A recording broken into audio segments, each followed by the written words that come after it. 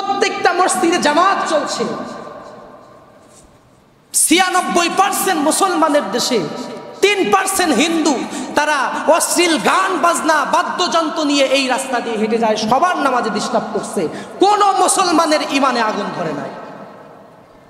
আমি সাম্প্রদায়িক দাঙ্গা বাজানোর বক্তব্য দিচ্ছি না।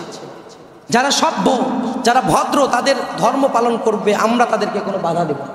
যারা অসভ্য তাদের কথাই বলছি, তারা তাদের ধর্ম পালন করুক, আমরা তাদেরকে বাধ্য করব না আমাদের ধর্মে আসতে, আমরা শুধু দাওয়াত দিব।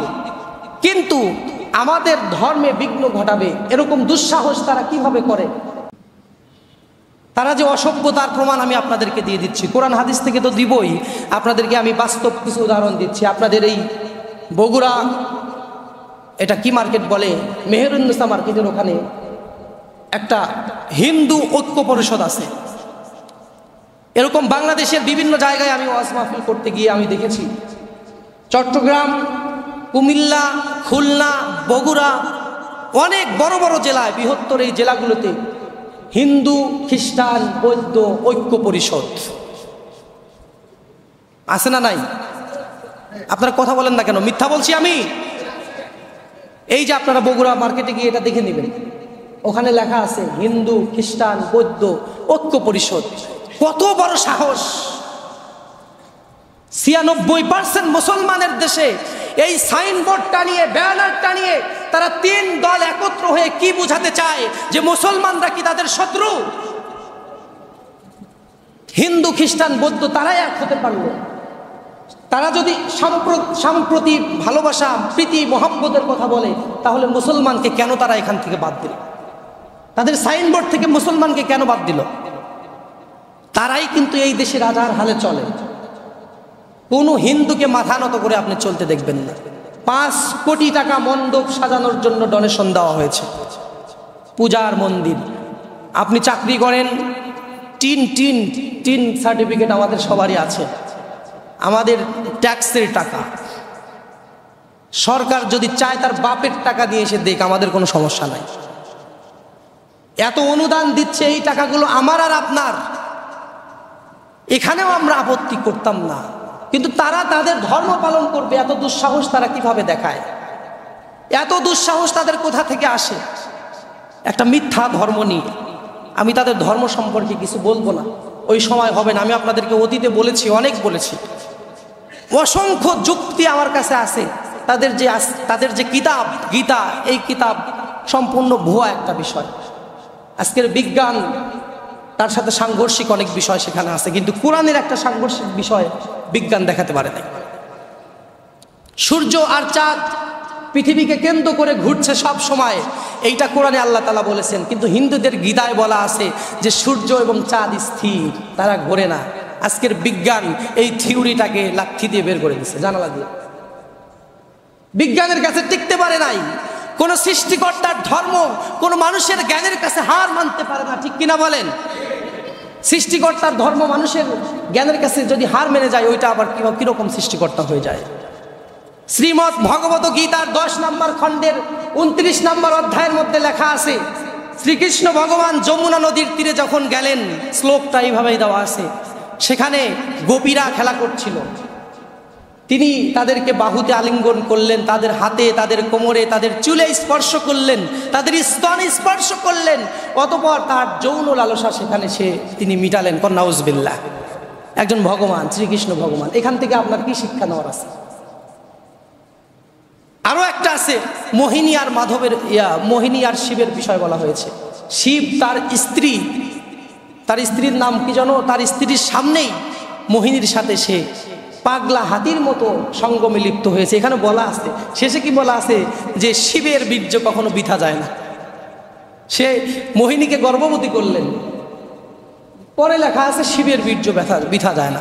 কি মরালিটি, কি শিক্ষা আমাদের জন্য এখানে থাকতে পারে? এই অশ্লীলতা, এই ব্যয়াপনা তাদের ধর্মের এটা একটা মূল একটা ভিত্তি। এই মানুষগুলোকে আমরা কখনো বাধা দেই না তাদের কাজ করার সময়। আপনি কি দেখেছেন কোনো মন্দিরে কোনো মুসলমান তাদের পূজা করার সময় গিয়ে বাধা দিয়েছে? বাংলাদেশে এমনটা দেখেছেন আপনারা? কিন্তু অসংখ্য মসজিদে নামাজ পড়ার সময় ভারতের হিন্দুরা সেখানে গিয়ে ঢাক ঢোল তবলা বাজায় আর নামাজ পড়তে বাধা দেয়, মসজিদে ঢুকতে দেয় না। তাহলে উগ্র জাতি কি আমরা নাকি তারা?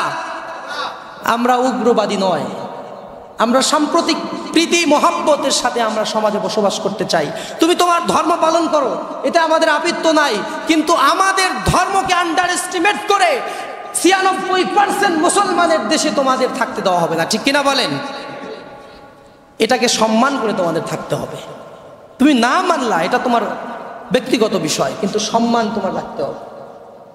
এত বড় দুঃসাহস করা যাবে না।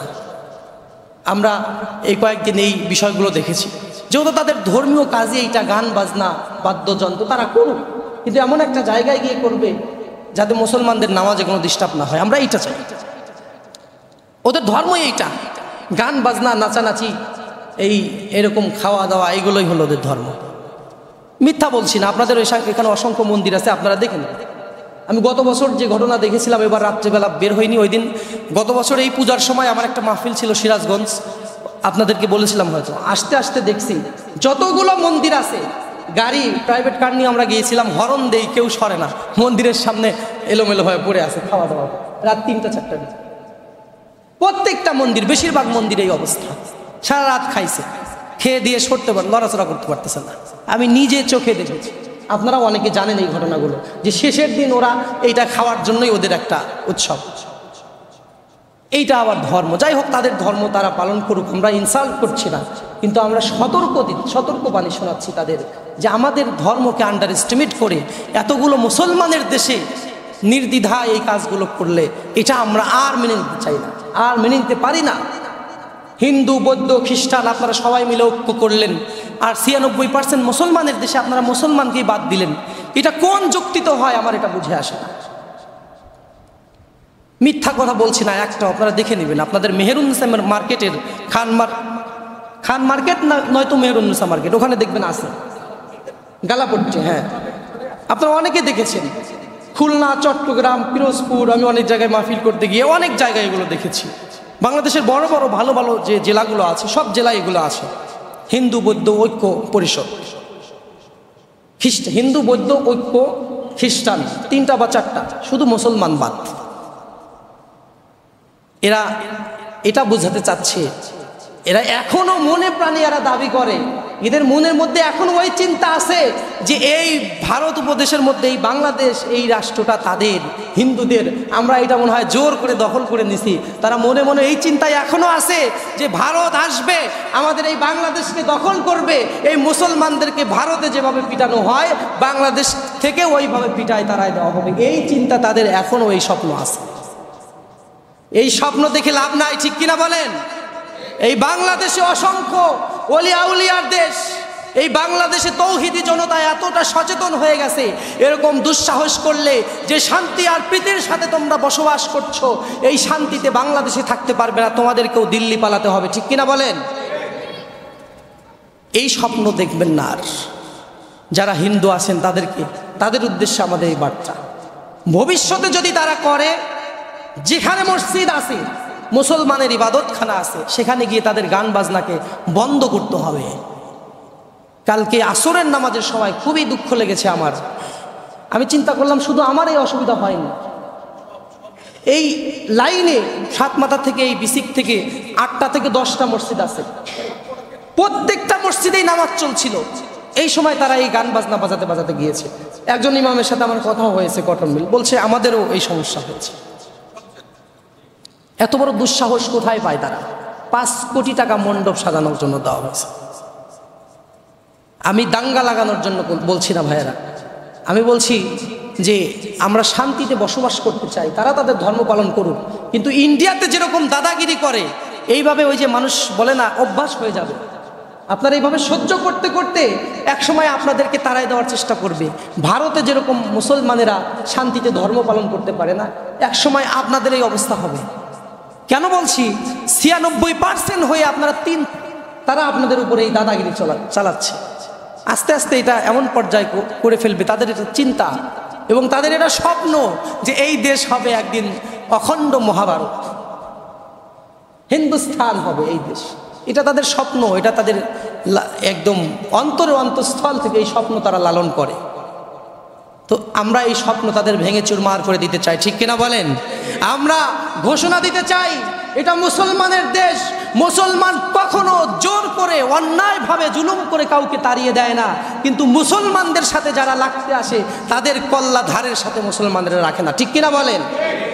মুসলমানদের সন্তানরা এরকম, তারা আগে কাউকে আঘাত করে না, কিন্তু তাদের আঘাত করলে তারা ছাড় দেয় না। আমরা এই বিষয়গুলো খেয়াল করার চেষ্টা করব।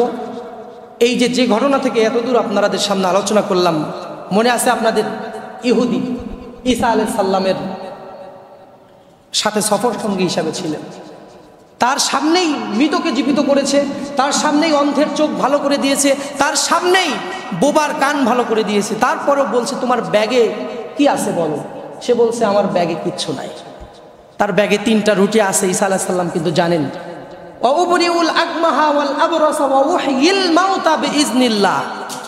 আর এক জায়গায় আল্লাহ বলেছেন মানুষের বাড়িতে কি রান্না হয় আর সে নিজের সাথে কি নিয়ে আসে সব ঈসা আলাইহিস সালাম জানতেন। ঈসা আলাইহিস সালাম যখন বারবার জিজ্ঞেস করার পরেও বলল না, আর খ্রিস্টান যারা আছে এরা আবার অতিরিক্ত বাড়াবাড়ি করে। ইহুদিরা ঈসা আলাইহিস সালামকে অস্বীকার করেছে, আর খ্রিস্টানেরা ঈসা আলাইহিস সালামকে তারা আল্লাহর পুত্র আর ঈসা আলাইহিস সালামের মাকে আল্লাহর স্ত্রী বলেছেন। নাউজুবিল্লাহ। মানে এক দল করছে অস্বীকার, আর এক দল করছে কি বাড়াবাড়ি। একদল মানেই নাই একদল যে আল্লাহর ইনি নবী, তারা বলছে জারজ সন্তান, আর একজন বলছে আল্লাহর পুত্র। এই যে বাড়াবাড়ি এবং সারাসারি, এই দুইটা হলো ইহুদি খ্রিস্টান। পৃথিবীর মধ্যে যত বিপর্যয় সৃষ্টি হবে কিয়ামত পর্যন্ত বিপর্যয় সৃষ্টির পিছনে নৈপথ্যে থাকবে ইহুদি এবং খ্রিস্টান জাতি। বিশেষ করে ইহুদি, এরা সব জায়গায় বেশিরভাগ ফিতনা তৈরি করে। আপনারা এটা জানেন, এখন প্রমাণ আপনাদের চোখের সামনে। সারা পৃথিবীর মধ্যে একটা ছোট্ট একটা দেশ ইসরায়েল সারা পৃথিবীর মানুষের মানে ঘুম হারাম করে দিচ্ছে, অস্থিরতা শুরু করে দিচ্ছে পৃথিবীর মধ্যে এক জায়গায় থেকে। এই জাতিটা আগে থেকেই এরকম। যাই হোক, আপনারা একটু আগে আসার চেষ্টা করবেন। আজান হওয়ার সাথে সাথে